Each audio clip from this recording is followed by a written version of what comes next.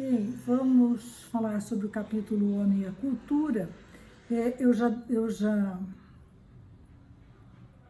postei no ar o capítulo e o livro, né? O livro Desenvolvimento do Psiquismo, que é esse aqui, do Leontiev, e o capítulo Homem e a Cultura, que é um capítulo deste livro.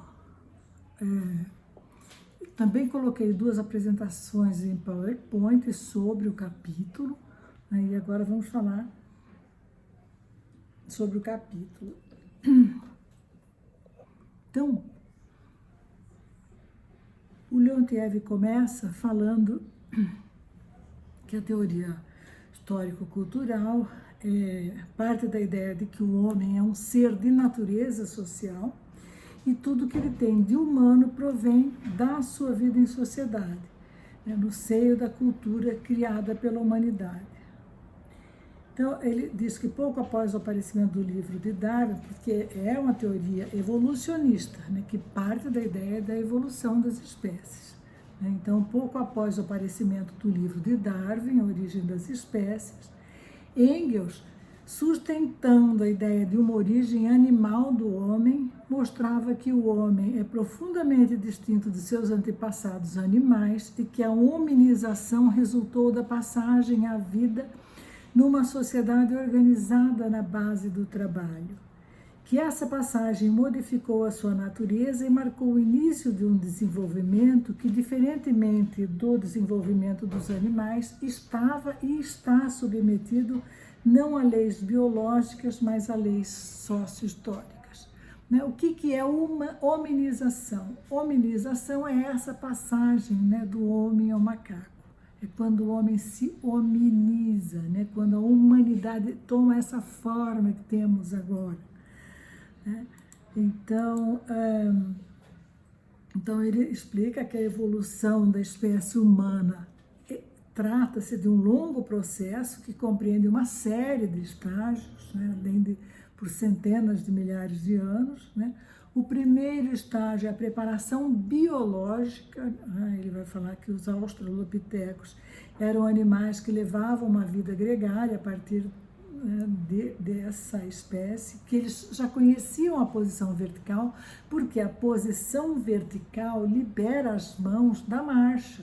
As mãos não estão mais obrigadas a estar no chão dando suporte para a marcha. Né? Com a posição vertical, as mãos ficam livres para fazer novas coisas, né? E vão criar novas habilidades, novas funções cerebrais.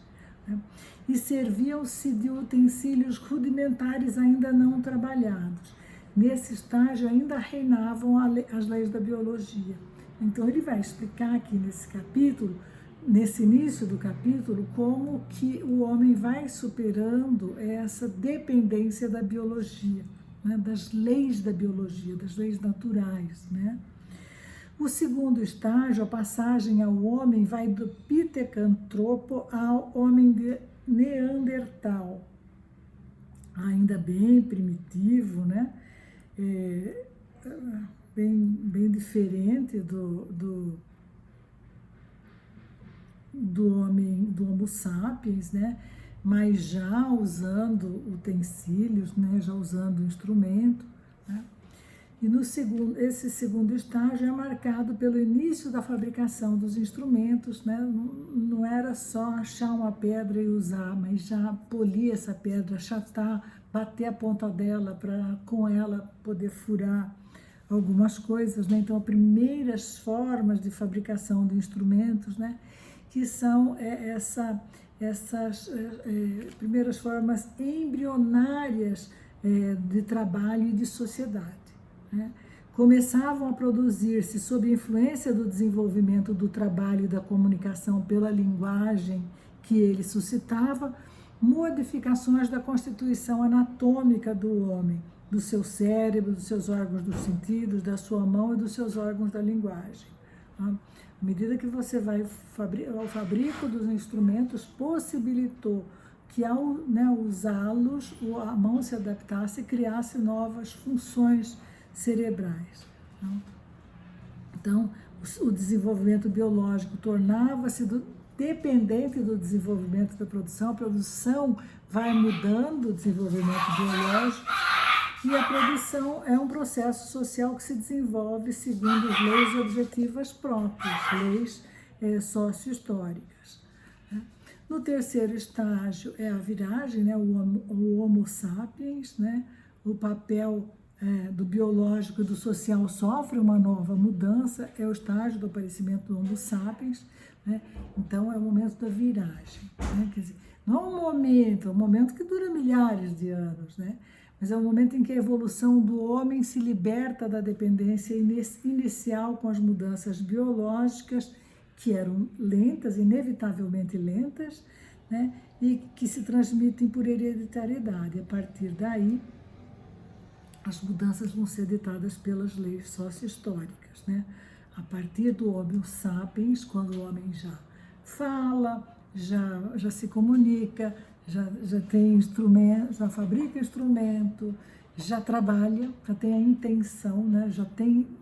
Já age em sociedade por um bem, com um objetivo, com uma intenção, por mais rudimentar que fossem essas formas, ele já estava liberto da evolução apenas pelas leis biológicas. A partir daí, as leis sócio-históricas que vão transformar o intelecto do homem, o homem, né? Então, o homem definitivamente formado, já está formado, possui todas as propriedades biológicas necessárias ao seu desenvolvimento sócio-histórico ilimitado, né? Então, a passagem do homem a uma vida em que toda a sua cultura é elevada não exige mudanças biológicas hereditárias. O homem e a humanidade libertaram-se do dispositivo da hereditariedade. Tanto é que a gente é a única espécie que não nasce pronta, né? Ela precisa, o bebê não sobrevive sozinho, né? Todo o desenvolvimento é social e histórico, né? Depende do outro, né? Então, com efeito, a partir daí, né, quando ele diz que a gente se libertou e as mudanças biológicas deixam de ser predominantes, as mudanças passam a ser sócio-históricas, as mudanças são muito mais rápidas, né? No decurso de 4 ou 5 dezenas de milênios que nos separam dos primeiros representantes do Homo sapiens, as condições históricas do homem sofreram mudanças sem precedente, né? Entretanto, as particularidades biológicas da espécie não mudaram, não saíram de variações reduzidas, sem alcance essencial nas condições da vida social, né? A gente mudou o modo de viver, né? O jeito de morar, o jeito de viver, né? A gente criou a iluminação, a gente dominou a iluminação, a gente dominou, né, o jeito de comer, de se alimentar, de se abrigar, e desenvolver o instrumento de trabalho que foram dando origem a outros desenvolvimentos, e um desenvolvimento que é ilimitado, né? Então, a partir daí, né, desse estar pronto, dessa viragem, que é a humanização, né, o homem deixa de estar dependente a evolução do homem deixa de depender da biologia, passa a depender das leis sócio-históricas. Então, aqui tem um quadrinho sobre a hominização. A hominização resultou da passagem à vida numa sociedade organizada na base do trabalho. Essa passagem modificou a sua natureza e marcou no homem o início de um desenvolvimento que, diferentemente do desenvolvimento dos animais, estava e está submetido não a leis biológicas, mas a leis sócio-históricas. A gente já viu que o desenvolvimento dos animais é dependente das leis biológicas, né? Os animais não mudaram, né? A aranha faz há milhares de anos a teia do mesmo jeito. As formigas fazem o formigueiro maravilhoso, muito complexo, uma sociedade complexa, mas do mesmo jeito, há milhares e milhares e milhares e milhares de anos, né? ele não muda a natureza e sofre transformações e vai se transformando. Não, aquilo está inscrito na biologia do animal, né? É atávico, é uma herança genética, biológica, atávica de cada espécie animal. Claro que os animais domésticos têm muitas diferenças, mas assim, num único animal que você produz essa diferença. A diferença não passa para os filhotes, né?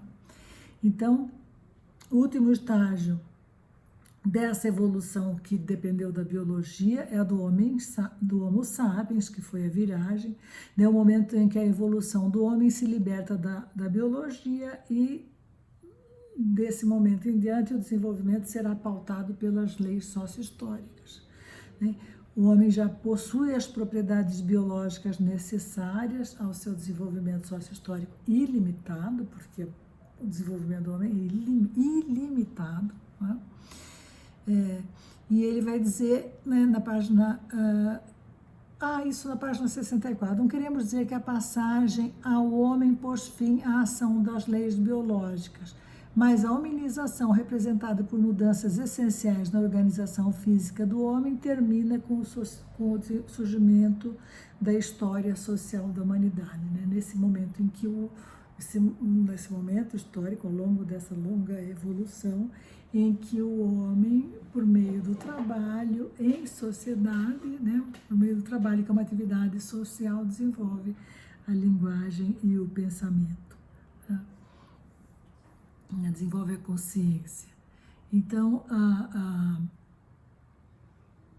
espero que vocês tenham assistido a Guerra do Fogo, um filme bem icônico também desse momento, né, em que se percebe diferenças entre grupos, né, entre grupos que têm um maior domínio da comunicação, que já ri, né, que tem o domínio do fogo, e um grupo que não tem o domínio do fogo, né, que briga pelo fogo, que tem que guerrear para manter o fogo, para cuidar do seu fogo, para não perder o seu fogo, para tomar de volta o fogo, porque não sabe fazer fogo, e outro grupo que já sabe fazer fogo, né, e que já tem uma comunicação mais elaborada.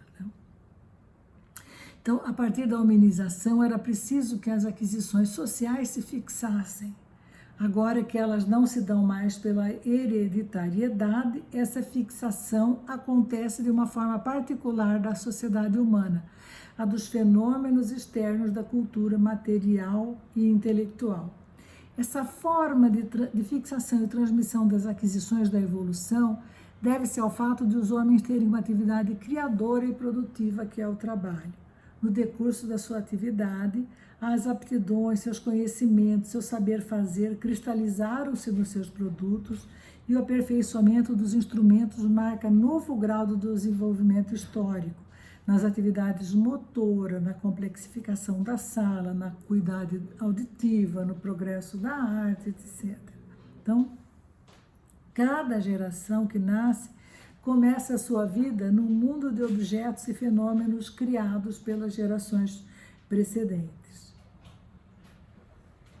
Então, cada geração apropria-se das riquezas culturais do mundo, participando no trabalho, nas atividades sociais e desenvolvendo as aptidões que se cristalizaram.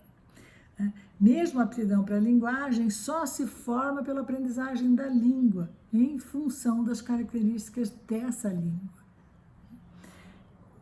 Por exemplo, existem aptidões que nós não temos para falar outras línguas, né? Porque a gente não nasceu falando, não cresceu falando essa língua. Tem fonemas de outras línguas que a gente não consegue falar. Assim como é muito fácil da gente observar a dificuldade que estrangeiros têm de falar nosso fonema ão, pão, coração. Os estrangeiros têm muita dificuldade de falar esse fonema da língua portuguesa. Então, a experiência individual de um homem jamais seria suficiente para produzir a formação do pensamento lógico ou matemático ou conceptual que temos. Seria preciso não uma vida, mas 1000. Né? Significa que a gente nasce detentor do conhecimento de todas as gerações anteriores. Nossa geração não precisou dominar o fogo, descobrir a roda, né? Não, mas aquelas gerações lá que dominaram o fogo, que descobriram a roda, a geração seguinte já tem outros instrumentos mais aperfeiçoados e mais. Então, cada geração que nasce detentora de todo o conhecimento produzido por todas as gerações anteriores. Né? É por isso que as crianças hoje que nascem, né, com 1, 2 anos, pegam o dedinho, passam no celular assim com a maior tranquilidade. A minha geração, por exemplo, que era de tecla, teve dificuldade de passar o dedinho assim nos celulares. Né? Então, seria necessário 1000 vidas para chegar a esse ponto. Né? Então, o pensamento de uma geração e o saber de uma geração formam-se a partir da apropriação dos resultados das gerações precedentes. Mas como que isso se faz se não é pela hereditariedade? Ora, é pela mediação, é pela mediação, é pela vida com o meio ambiente, pela vida em sociedade, pela vida na cultura, viver na cultura. A cultura traz todos esses saberes, todos os objetos da nossa cultura têm todos esses saberes impressos nela, né? Isso é uma caneta, é um objeto cultural, né? Aqui tem toda uma sabedoria impressa, tem todo um desenvolvimento impresso nesse objeto. Então, ele fala, né? O pensamento e o saber de uma geração formam-se a partir da apropriação dos resultados da geração precedente. Na página 267, ele conta o caso de umas crianças de uma tribo no Paraguai, em que uma dessas crianças, eles acharam essas crianças, alguém, um francês, um estudioso francês, leva uma dessas crianças para a França, entrega essa criança aos cuidados da mãe dele. Essa criança não vai crescer como índia, vai crescer como francesa, né? Ela seria, né, ela ia se formar, seria uma etnóloga, falava francês, espanhol, português, não? Porque ela cresce numa outra cultura, levada pequena e cresce numa outra cultura. Então, o único caso de alguém que nasce num lugar e sabe as coisas do outro é o Tarzan, né? Que é perdido pequenininho na floresta e cresce falando inglês na floresta. Né? Então, as aptidões humanas se transmitem não por hereditariedade, mas pela apropriação da cultura. Então, foi Marx, o fundador do socialismo científico, o primeiro que forneceu uma análise teórica da natureza social do homem e do seu desenvolvimento sócio-histórico. Todas as relações do homem com o mundo, a visão, a audição, o olfato, o gosto, o tato, o pensamento, a contemplação, o sentimento, a vontade, a atividade, o amor, em resumo, todos os órgãos da sua individualidade são órgãos sociais. Nós vamos estudar a Luria a partir de Leontiev, né? O nosso próximo autor é Luria, e o Luria vai nos ensinar que a percepção é social, né? A imaginação é social, a memória é social, né? Todas as aptidões depois da fala são sociais, né? A apropriação pelos indivíduos das aquisições do desenvolvimento histórico da humanidade é a expressão da história da natureza humana, o saldo da sua transformação histórica. Esse processo de apropriação é sempre ativo. Para se apropriar dos objetos ou dos fenômenos, é necessário desenvolver em relação a eles uma atividade que reproduz os traços da atividade acumulada no objeto. Ele exemplifica com a aquisição do instrumento, né? O instrumento é produto da cultura material que leva em si os traços da criação humana. Se eu pego um celular, o celular diz tudo, né? Diz do momento sócio-histórico que eu estou, o momento do desenvolvimento da minha sociedade, da sociedade em que eu vivo, né? Os instrumentos dizem em que pé que estamos, né? Então, o instrumento é um objeto social no qual estão incorporadas e fixadas as ações de trabalho historicamente elaboradas. Você pega um computador, você sabe que você está numa área, uma era altamente tecnológica em que foram desenvolvidos microchips, microelementos, né? Diferente da idade da pedra lascada, né? Olha o tanto que se caminhou para chegar aqui. E se você pega os instrumentos de diversas épocas, você vai saber a que épocas elas pertencem, né? Os instrumentos humanos distinguem-se dos instrumentos dos animais, a gente já falou sobre isso, né? O animal pode usar um instrumento ocasionalmente, mas ele não tem linguagem, ele não vai ensinar para o filho como usar esse instrumento, né? Ele não vai reorganizar os movimentos dele em função daquele instrumento. Pode ser o cachorrinho dentro de casa que aprende a abrir a porta, tá? Mas o filho dele, se não for criado ali vendo ele fazer isso, não vai abrir a porta, né? Se for criado em outra casa, já não vai abrir a porta, né? Não leva isso, né? Então, no homem, a mão se subordina ao uso do instrumento, a apropriação dos instrumentos implica na reorganização, a gente está repetindo, você veja que a gente está repetindo isso, né? Na reorganização dos movimentos instintivos do homem e na formação das faculdades mentais superiores, das funções psicológicas superiores, dos processos psicológicos superiores, né? Então, a aquisição do instrumento consiste na apropriação de operações motoras que estão incorporadas no instrumento. É um processo de formação ativa de aptidões novas, de funções superiores psicomotoras que hominizam sua esfera motriz. A aquisição da linguagem aplica-se igualmente aos fenômenos, né, da cultura intelectual.